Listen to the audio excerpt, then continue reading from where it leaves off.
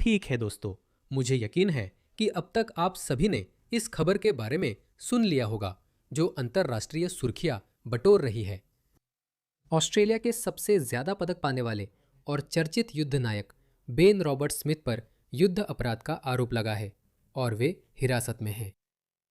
और जैसा कि आजकल अक्सर होता है, दाएं पक्ष वाले एक तरफ हो जाते हैं, बाएं पक्ष वाले दूसरी तरफ हो जाते हैं और हम सभी को भी किसी एक पक्ष का चुनाव करने के लिए मजबूर कर दिया जाता है। मैं आपको पहले अपना परिचय देना चाहता हूं। मैंने हमेशा खुद को क्लासिकल लिबरल माना है और धर्मनिरपेक्षता, लोकतंत्र और अभिव्यक्ति की स्वतंत्रता जैसे पश्चिमी मूल्यों में गहरा विश्वास रखा है। लेकिन पिछले कुछ दशकों में ओवरटन विंडो इतनी बदल गई है कि मुझे तथाकथित प्रगतिशीलों या वामपंथियों द्वारा एक अति दक्षिणपंथी व्यक्ति माना जाता है। मेरे समय में अति दक्षिणपंथी वह माना जाता था जो स्किन हेड हो या जो अपने देश को नस्लीय रूप से शुद्ध करना चाहता हो। यही मेरी समझ में एक अति दक्षिणपंथी व्यक्ति की परिभाषा थी। अब हम उस दुनिया में नहीं हैं। मुझे इस मुद्दे पर बोलना है क्योंकि मैं इसे लंबे समय से फॉलो कर रहा हूं। मैंने इस पर अब तक इसलिए नहीं बोला था क्योंकि मामला शांत था, लेकिन हाल ही में बेन रॉबर्ट स्मिथ की गिरफ्तारी और युद्ध अपराधों के आरोप लगने के बाद यह फिर उठा। मेरी तरफ के ज्यादातर लोग या जो लोग मुझे सुनते हैं वे कह रहे हैं कि यह न्याय का मजाक है, ये एक विच हंट है और हमें अपने युद्ध नायकों को इस तरह प्रताड़ित नहीं करना चाहिए। मैं आम तौर पर इस विचार का हूं कि पुलिस सैनिकों को उसी मानकों से नहीं आंका जाना चाहिए जैसे हम आम लोगों को आंकते हैं। ये लोग हमेशा जीवन मृत्यु जैसी दबाव वाली परिस्थितियों में काम करते हैं। एक नौकरशाह जो डेस्क पर बैठकर सिर्फ कागजी काम करता है, उसके लिए कहना आसान है कि बिना वजह किसी को नहीं मारना चाहिए। हाँ, जब आप जीवन और मृत्यु की स्थिति में होते हैं, कोई आप पर बंदूक ताने खड़ा है, यह आपको नहीं पता कि उसके हाथ में छुपी हुई बंदूक है या नहीं, और आपके पास एक पल में फैसला लेने का समय होता है कि या तो आप अपना हथियार निकाले या शायद गोली खा ले और कभी घर न लौटे। तो कोई अफसर जो अपनी मेज पर बैठा है वो कभी भी इसे समझ नहीं पाएगा। तो मैं आमतौर पर मानता हूं कि हमारे सैनिक, फ्रंटलाइन पुलिस अधिकारी, उन्हें उसी मानक पर नहीं परखा जाना चाहिए जिस पर हम आम लोगों को, जैसे आप और मैं, परखते हैं। मैं कभी ऐसी हालत में नहीं रहा जहां मुझ पर बंदूक तानी गई हो या मैं जीवन मृत्यु की स्थिति में रहा हूं। शायद थोड़ा बहुत, पर उसके करीब भी नहीं। लेकिन सैनिक और पुलिस अधिकारी ऐसी स्थितियों से अक्सर गुजरते हैं। हमने यूके में देखा है, किया स्टारमा ने पूर्व युद्ध नायकों को परेशान किया है। कुछ ऐसा ही इसे देखिए। केयर स्टारमर को युद्ध क्षेत्रों में तैनात सैनिकों से जुड़े कानून को फिर से आकार देने में अपने वकील के रूप में निभाई गई भूमिका के लिए पूर्व सैनिकों से माफी मांगनी चाहिए, केमी बैडनॉक ने कहा है। प्रधानमंत्री ने 2007 में मानवाधिकार दावे पर मुफ्त में काम किया, जिससे इराक में मौतों की जांच और सैकड़ों सैनिकों पर आपराधिक जांच शुरू हुई। द टेलीग्राफ की एक रिपोर्ट को डाउनिंग स्ट्रीट ने गंभीर गलतियों वाला बताया क्योंकि यह सब दिखावे की भलाई और आत्मधार्मिकता को ध्यान में रखते हुए किया गया था। ये लोग अपनी आत्मधार्मिकता के समुद्र में डूबे हुए हैं कि देखो, हम अलग हैं, हम बेहतर हैं। अगर किसी निर्दोष इराकी की हत्या हो गई है, चाहे गलती से ही क्यों न हो, तो हम तुम्हें नर्क तक घसीट ले जाएंगे। स्टामा ये काम कई ब्रिटिश सैनिकों के साथ कर रहे थे, जिनमें से कई को बरी कर दिया गया था। उन्हें निर्दोष पाया गया, फिर भी वे उनके पीछे पड़ गए। मैं बिल्कुल उसके खिलाफ हूं, ठीक है। बेन रॉबर्ट्स का मामला थोड़ा अलग है। पहले मैं आपको हमारे सर्कल के कुछ लोग दिखाता हूं, वे क्या कह रहे हैं। यह ड्रू पावलो है। मुझे वह पसंद है, वह अच्छा इंसान है। वो एक युवा आदमी है, तो मैं आपको पढ़कर सुनाता हूं कि वो क्या कह रहा है। ड्रू कह रहा है कि ऑस्ट्रेलियाई सरकार ने अभी अभी अफगानिस्तान युद्ध के हमारे सबसे सम्मानित पूर्व सैनिक को कथित युद्ध अपराधों के लिए गिरफ्तार किया है। बेन रॉबर्ट स्मिथ को विक्टोरिया क्रॉस से सम्मानित किया गया था, जो ऑस्ट्रेलिया का सबसे बड़ा सैन्य पुरस्कार है, क्योंकि उन्होंने अकेले ही 2 तालिबान मशीन गन पोजीशन पर हमला किया था ताकि अपनी SAS टीम को बचा सके। निश्चित रूप से यह एक ऐसी बात है जो सम्मान के योग्य है और इसे सम्मानित भी किया गया। इसी वजह से उन्हें विक्टोरिया क्रॉस दिया गया था। हम उनका सिला इस तरह चुकाते हैं, तो ड्रू उस बात से इस बात पर आता है। मैंने एक ऑस्ट्रेलियाई अफगान युद्ध के पूर्व सैनिक से सुना कि ऑस्ट्रेलियाई सरकार ने अफगानिस्तान में ऐसे होर्डिंग्स के लिए पैसे दिए जिसमें अफगानों को युद्ध अपराध के आरोप लगाने के लिए पैसे देने की पेशकश थी। ठीक है, इसका मतलब यह नहीं है कि वे झूठ बोल रहे हैं। दुनिया में कौन सा देश अपने साथ ऐसा करेगा? एक ऐसा देश ड्रू जो खुद पर इस बात का गर्व करता है कि वह बर्बर नहीं है। तालिबान सिर में गोली मारते हैं और वादा नहीं निभाते। ऑस्ट्रेलिया एक सभ्य देश है। हम लोगों को यातना नहीं देते। हम लोगों को बिना कानूनी प्रक्रिया के नहीं मारते। हम लोगों को निशानेबाजी का अभ्यास करने के लिए इस्तेमाल नहीं करते। ये कुछ आरोप बेन रॉबर्ट स्मिथ पर लगे हैं, सिर्फ अफगानों द्वारा नहीं बल्कि उनके साथी ऑस्ट्रेलियाई सैनिकों द्वारा भी। विक्टोरिया के ग्रामीण इलाके का शेबरटन अफगानिस्तान के बंजर और दुर्गम पहाड़ों से बहुत दूर है। डस्टी मिलर उन 26,000 ऑस्ट्रेलियाई लोगों में से हैं जिन्होंने वहां की दुर्भाग्यपूर्ण जंग में हिस्सा लिया। कई अन्य पूर्व सैनिकों की तरह वो अब भी वहां देखे मंजरों से त्रस्त है। इसने हमारी जिंदगी तबाह कर दी। अगर आप वहां बुरे इंसान थे और आपने हम पर हमला किया तो आप दुश्मन थे। हमने जो भी किया उसके लिए मुझे एक पल भी पछतावा नहीं है। हालांकि जो नुकसान हुआ वो बिल्कुल भी जरूरी नहीं था। बिल्कुल भी जरूरी नहीं था। डस्टी सास में एक मेडिक था जिसने सबसे बेहतरीन लोगों के साथ सेवा की थी, लेकिन अफगानिस्तान में उसने अपने कुछ साथियों से इंसानियत का सबसे बुरा रूप देखा।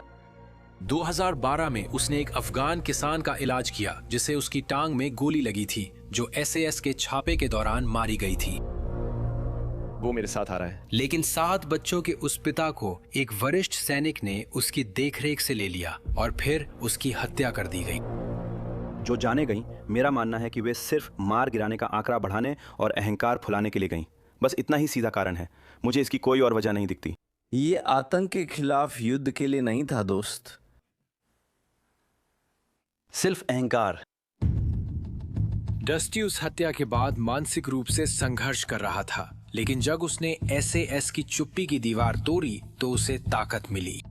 वो कभी भी बेन रॉबर्ट स्मिथ के दायरे में नहीं था, लेकिन ऑस्ट्रेलियाई युद्ध अपराधों का मुखर आलोचक बन गया और ब्रेरेटन जांच में गवाही देने वाले कई सैनिकों में से एक था। मैंने जल्दी ही समझ लिया कि अगर हम बोलेंगे नहीं, अगर हम सच नहीं बताएंगे तो ये सब बातें दब सकती हैं। आप जानते हैं, ये सब आसानी से कालीन के नीचे दबाया जा सकता है। आखिर में मैं बस यही सोच रहा था कि नहीं, अब ये होना ही चाहिए। सच को अब बाहर आना ही होगा। ये हमें बर्बाद कर देगा। असल में ऐसा नतीजा इन सब बातों की पूरी तरह पुष्टि है। कोई और भी हम पर विश्वास करता है और कहता है, हाँ ये सब वहाँ हुआ था, हमें पता है कि ये हुआ था। हम जानते हैं कि ये हुआ था और हमने इसे जिया है। दुर्भाग्य से अब भी जी रहे हैं। मुझे बताओ, तालिबान युद्ध अपराधों की अदालत कब लगाने की योजना बना रहा है? ड्रू, बात यही है, हम तालिबान नहीं हैं, हम उनसे बेहतर है। तालिबान आतंकवाद के लिए खुद को कब जवाबदेह ठहराएगा? कभी नहीं। इसीलिए हम उन्हें नहीं मानते। हम उन्हें अपने बराबर नहीं मानते। अपने ही लोगों को हटाना गलत है जब हम क्रूर दुश्मन से लड़ रहे हैं जो नियमों का सम्मान नहीं करता। हम एक कट्टर राष्ट्र हैं। Ben Robert Smith. यही ड्रू का नजरिया है। शायद यह एक लोकप्रिय नजरिया है। पॉलिन हैंसन ने भी इस पर टिप्पणी की है, लेकिन मैं आपको एक वीडियो दिखाने जा रहा हूं और मैं चाहता हूं कि आप खुद फैसला करें। ये 60 मिनट्स ऑस्ट्रेलिया है। मुख्यधारा मीडिया के प्रति अपनी पूर्वाग्रहों को एक पल के लिए भूल कर सुने। हमारी सेना की स्पेशल फोर्सेस के कुछ बुरे लोगों की वजह से पूरे देश पर आई शर्म एक कठोर सच्चाई है। अब ऑस्ट्रेलियाई लोगों के पास इसे संभालने के अलावा कोई विकल्प नहीं है। इस खुलासे के पीछे जो मुख्य खोजी पत्रकार है, उनका नाम निक मैकेंजी है। वो द एज और सिडनी मॉर्निंग हेराल्ड के लिए काम करते हैं, जो बहुत सम्मानित अखबार हैं। निक मैकेंजी कोई वोक नहीं है। वह इरविन जोन्स या मेहदी हसन जैसे नहीं है, ना ही वोक है। वह एक अच्छे खोजी पत्रकार है। दूसरा नाम शायद क्रिस मास्टर्स था। ये लोग वोक नहीं है, ठीक है? इसमें कोई वोक एजेंडा नहीं है। ये सीधा सादा शुद्ध आत्मचिंतन है कि हम एक देश के रूप में कौन हैं। हम कोई जंगली नहीं हैं, हम तालिबान नहीं हैं, हम IRDC नहीं हैं। गुरुवार को अफगानिस्तान में युद्ध पर 4 साल लंबी डिफेंस फोर्स जांच के निष्कर्ष जारी किए गए। रिपोर्ट में चौंकाने वाले अपराधों का विवरण था, जिनमें हत्याएं भी थीं जो कथित तौर पर हमारे सबसे बेहतरीन प्रशिक्षित सैनिकों ने की थीं। माफ कीजिए, मैं आपको फिर से नहीं रोकूंगा, लेकिन यह समझना जरूरी है कि ये निक मैकेंजी या क्रिस मास्टर्स के निष्कर्ष नहीं हैं। ये ऑस्ट्रेलियाई सेना की अपनी जांच है, और वैसे ये वीडियो लगभग 4 साल पुराना है। गलत कामों का स्तर चौंकाने वाला है। 39 संभावित रूप से गैर कानूनी मौतें, जिनमें अफगान नागरिक और बच्चे शामिल हैं। निक मैकेंजी 3 साल से इस कहानी की रिपोर्टिंग कर रहे हैं और आज रात सवाल करते हैं कि इस आपदा की जिम्मेदारी कमांड में कितनी ऊपर तक जानी चाहिए। जब 2015 के अंत में पहली बार मेरे पास ये अफवाहें आईं, तो मुझे लगा कि इसमें कुछ न कुछ है, लेकिन मैंने कभी उम्मीद नहीं की थी कि मैं वो सामग्री पढ़ूंगा जो मैंने पिछले 2 हफ्तों में देखी है। ये वोक पत्रकारिता नहीं है। मैं वोकिज्म, आत्मधार्मिकता और नैतिक दिखावे का विरोधी हूँ। मेरा करियर इसी पर आधारित है। ये अलग है। अफगानिस्तान में युद्ध अपराधों पर इस हफ्ते आई रिपोर्ट में ऐसे विवरण थे जो रक्षा बल प्रमुख की उम्मीद से भी ज्यादा भयानक थे। नागरिकों और कैदियों की गैर कानूनी हत्या कभी भी स्वीकार्य नहीं है।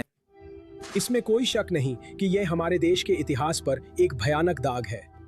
ये रिपोर्ट उन बहादुर पुरुषों और महिलाओं के साहस की भी पुष्टि करती है जिन्होंने सालों तक इस काले अध्याय को उजागर करने के लिए संघर्ष किया। ये भी ऑस्ट्रेलियाई सैनिक है, ठीक है? अगर आप किसी वोक राजनेता या वोक पत्रकार की बात पर भरोसा नहीं करना चाहते, ये भी हमारे सैनिक हैं। कुछ लोग कहते हैं जीवन मृत्यु की स्थिति में माहौल अलग होता है। मैं इसे समझता हूँ। इसी कारण मैं जीवन मृत्यु की स्थिति में रहे साथी सैनिक की राय लूंगा। क्या ये सामान्य है? अगर वे कहे ये सामान्य नहीं, तो वह जीवन मृत्यु की हालत में भी ऐसा नहीं करेगा। और जाहिर है वो इससे बच गया है क्योंकि वो मरा नहीं है। इसी वजह से ये सैनिक आपको ये बता रहे हैं। बहुत अच्छा काम। हम सक्रिय रूप से बुरे लोगों की तलाश कर रहे थे और हम उनके किए जा रहे कामों को रोकना चाहते थे। इसमें कुछ नुकसान भी हुआ और निश्चित रूप से कुछ चीजें थीं जहां हमने अपनी हदें पार कर दी थीं। कुछ हालात में मुझे बताया गया कि वहां मनोरंजन के लिए हत्या करने की मानसिकता थी। अब हमारी रक्षा बल के शीर्ष अधिकारियों की जिम्मेदारी है कि वे गड़बड़ी ठीक करें। गुरुवार को सेना प्रमुख रिक बर्ड ने पर्थ में उनके बैरकों में SAS सैनिकों का सामना किया और कहा कि कुछ के सम्मान छीने जाएंगे और कुछ को पुनः नियुक्त किया जाएगा। अब लेफ्टिनेंट जनरल बर पर बड़ी जिम्मेदारी है।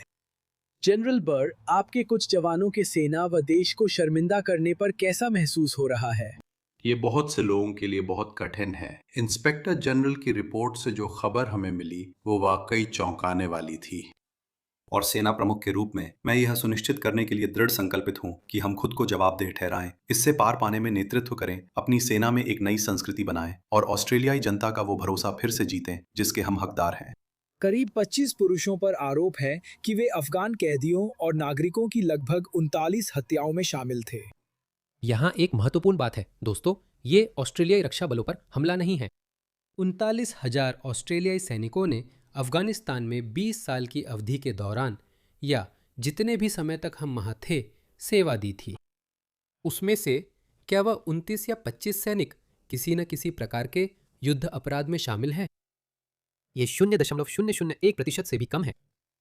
इसी कारण ये पेशेवर जैसे जनरल जानते हैं कि ऑस्ट्रेलियाई सेना कैसे व्यवहार करती है, और अगर उन्हें लगता है कि अफगानिस्तान में जो कुछ बेन रॉबर्ट स्मिथ ने किया वो सच है, तो मैं उन पर भरोसा करूंगा। ठीक है।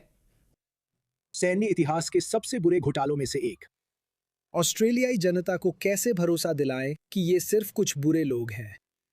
मैं यहाँ SAS रेजिमेंट में हूँ। मैं यहाँ रेजिमेंट के साथ उन निष्कर्षों की घोषणा के समय भी था। यह एक बहुत ही गंभीर अवसर था जब मैंने उन्हें व्यक्तिगत रूप से यह खबर दी और एक निर्णायक कदम उठाते हुए 2 SAS स्क्वाड्रन को सक्रिय तैनाती से हटा दिया। ये न केवल एक व्यवहारिक कदम था, बल्कि ये भी दिखाता है कि ये मामला कितना गंभीर है। आप जवाबदेही की बात करते हैं। 2008 में आप अफगानिस्तान में उच्च पदस्थ अधिकारी थे। क्या आपको कभी सहयोगी बलों से, जमीन पर मौजूद अफगानों से, या आपके अधीन या आपके कमांड में किसी से युद्ध अपराधों के बारे में कोई फुसफुसाहट सुनाई दी? मुझे इन आरोपों के बारे में कुछ भी सुनाई नहीं दिया। अगर मुझे कुछ पता चलता तो मैं निश्चित रूप से इसकी रिपोर्ट करता। अब जब हम अपने इतिहास पर पीछे मुड़कर देखते हैं तो यह चौंकाने वाला है कि कई स्तरों पर कई कमांडर पूछ रहे हैं ये कैसे हो गया। मैंने कल रात SAS मेडिक डस्टी मिलर के साथ एक बियर पी थी। उसने अफगानिस्तान में बहादुरी से देश की सेवा की और फिर कथित युद्ध अपराधों पर खुलकर बोलकर फिर सेवा की। वो कई बार मानसिक अस्पताल में भर्ती हुआ है। विसल ब्लोअर्स जैसे डस्टी मिलर, जिन्होंने सच के लिए सब कुछ दांव पर लगाया, आप उनसे क्या कहेंगे? मैं डस्टी का धन्यवाद करता हूँ। मैं उन सभी का धन्यवाद करता हूँ जो डस्टी की तरह आगे आए हैं। ऐसा करने के लिए बहुत हिम्मत चाहिए होती है। मैं जानता हूं कि बहुत से लोगों ने लंबे समय तक बहुत दुख और तकलीफ झेली है। जांच में उनका योगदान हमें यहां तक लाने में सहायक रहा। 5 साल पहले अफगानिस्तान में क्या हुआ था जानने के लिए रक्षा बल ने मेजर जनरल पॉल ब्रेटन की अगुवाई में विशेष जांच शुरू की। इसने युद्ध अपराध संदिग्धों और गवाहों को सब जानकारी उजागर करने के लिए मजबूर किया, लेकिन बेन रॉबर्ट स्मिथ ने सबूत छुपाकर और उन्हें अपने पिछवाड़े में दफनाकर कानून को अपने हाथ में ले लिया। इस जांच को अपने संचालन के तरीके में पूरी पारदर्शिता और जवाबदेही की जरूरत थी, और इसमें सभी उपलब्ध सबूतों को प्राप्त करना भी शामिल है। ये विचार कि कोई व्यक्ति जांच से कुछ जानकारी छुपा सकता है बेहद भयावह है। पूर्व सुप्रीम कोर्ट जज एंथनी विली क्यूसी ने अपने पूरे कार्यकाल में कभी नहीं सुना कि कोई व्यक्ति किसी बच्चे के लंच बॉक्स में सबूत लेकर आया हो। न्याय की प्रक्रिया को बिगाड़ने की कोशिश करना सबसे बड़ा अपराध है। ये बहुत गंभीर है। मैं इस विषय का विशेषज्ञ नहीं हूं, इसलिए मुझे वास्तव में नहीं पता कि मुझे कितना बोलने की अनुमति है। इसलिए मैं असली आरोपों के बारे में बात नहीं करने वाला हूं और ना ही मैं यहां अपने चैनल पर उसकी जांच या बहस करने वाला हूं। मेरा मुद्दा यहां बहुत सीधा है। बेन रॉबर्ट स्मिथ ने अफगान नागरिकों की गैरकानूनी हत्या के आरोपों से इनकार किया है, लेकिन उनके अपने साथी सैनिक और ऑस्ट्रेलियाई रक्षा बल की अपनी जांच कुछ और ही सोचती है। बेन रॉबर्ट स्मिथ ने उन ऑस्ट्रेलियाई पत्रकारों पर मुकदमा किया जिन्होंने मामला उजागर किया, और बेन रॉबर्ट स्मिथ वो केस हार गए क्योंकि वो एक सिविल मुकदमा था। लेकिन ये बेन रॉबर्ट स्मिथ की बहुत बड़ी गलती थी, तो वह केस हार गए और वही वर्तमान केस की बुनियाद बन गया। अब यह एक आपराधिक मामला है। अगर वह बेगुनाह हैं तो मैं उन्हें शुभकामनाएं देता हूं। मैं अब भी हमारे सिस्टम और प्रक्रियाओं में विश्वास करता हूं। हमारे पास बहुत ज़्यादा वोक जज हैं, लेकिन यह मामला जूरी सुनेगी। मुझे लगता है कि इस केस का प्रसारण टीवी पर होना चाहिए। मुझे लगता है हमें इसे वैसे ही करना चाहिए जैसे अमेरिका करता है, ताकि पूरी दुनिया इसे देख सके। तो मेरी राय में मुझे लगता है कि यह एक निष्पक्ष केस है। मैं जानता हूं कि मेरी राजनीतिक विचारधारा के लोग बेन रॉबर्ट स्मिथ का समर्थन करते हैं, लेकिन मैं ऐसा नहीं कर सकता। अगर उसने ये अपराध किए हैं तो उसे उन अपराधों का जवाब देना होगा। अगर आपकी दलील है कि हमें अपने सैनिकों के साथ ऐसा व्यवहार नहीं करना चाहिए, तो आपका मतलब क्या है? ये कहाँ रुकेगा? क्या हमें सबको माफ कर देना चाहिए?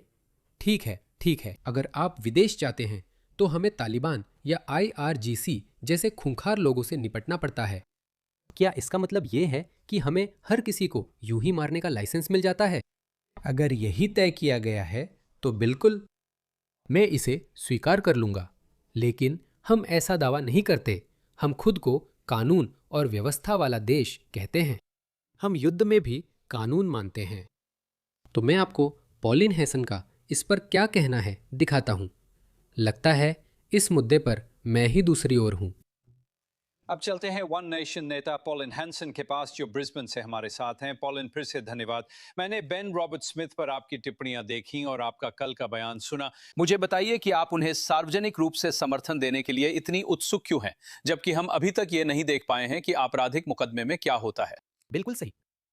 मेरे लिए बेन रॉबर्ट स्मिथ एक अत्यधिक सम्मानित युद्ध नायक हैं, और वे हमेशा मेरे लिए वही अत्यधिक सम्मानित युद्ध नायक रहेंगे। मुझे लगता है कि ये घिनौना है, भले ही उन्होंने कुछ लोगों को गैर कानूनी रूप से मारा हो। पॉलिन, तुम्हें ऐसा नहीं कहना चाहिए। जिस तरह से उन्हें टर्मैक पर गिरफ्तार किया गया या उस तरह से विमान से उतारा गया, वीडियो रिकॉर्डिंग की गई और मीडिया को दी गई। उनकी जुड़वा बेटियां विमान में बुरी तरह बदहवास थीं। उन्होंने जाहिर तौर पर पुलिस से कहा था, जब भी आपको मेरी ज़रूरत हो, अगर आप चाहें तो मैं आ जाऊंगा।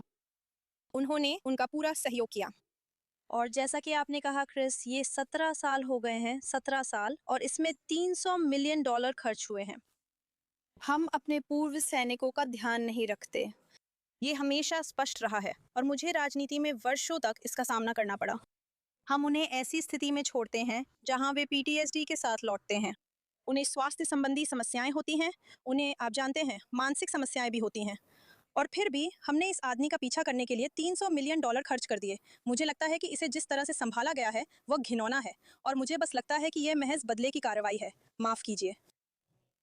ये दो अलग बातें हैं पॉलिन। हाँ, हमें पूर्व सैनिकों का ध्यान रखना चाहिए और सेवा के बाद उन्हें नहीं छोड़ना चाहिए। इसका मतलब ये नहीं कि अगर उसने युद्ध अपराध किए हैं तो हमें उन पर आरोप नहीं लगाना चाहिए। और हो सकता है कि वो इस आपराधिक मामले में न हारे, क्योंकि कुछ करना और दोषी साबित होकर सजा होना अलग बातें हैं।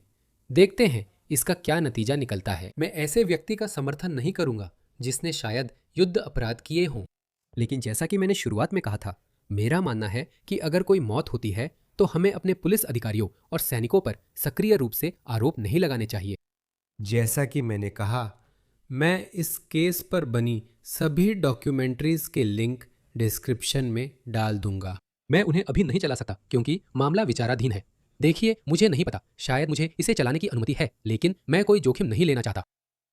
लेकिन आप खुद जाकर देख सकते हैं कि कैसे उसके अपने अधीनस्थों, उसके साथी सैनिकों ने उसके खिलाफ गवाही दी है। अगर उसके साथी सैनिकों को कुछ गलत लग रहा है तो शायद कुछ गलत है। वे आप और मेरी तरह आम नागरिक नहीं हैं जो कहें, ओह नहीं, ये गलत है, मैं खून नहीं देखना चाहता। नहीं, बात ऐसी नहीं है। वे भी प्रशिक्षित सैनिक हैं। तो मैं बस यही छोड़ देता हूं। मैं किसी संभावित युद्ध अपराधी का समर्थन नहीं करने वाला हूं, क्योंकि ये वीडियो आगे चलकर अच्छे नहीं लगेंगे। लेकिन मुझे लगता है कि जिस इको चैम्बर में हम रहते हैं, उसमें अगर उसे दोषी पाया जाता है, सजा होती है, उम्र कैद या जो भी सजा हो, तब भी कुछ लोग उसका समर्थन करते रहेंगे और कोई न कोई षड्यंत्र सिद्धांत गढ़ लेंगे। मैं उम्मीद करता हूं वे ऐसा न करें।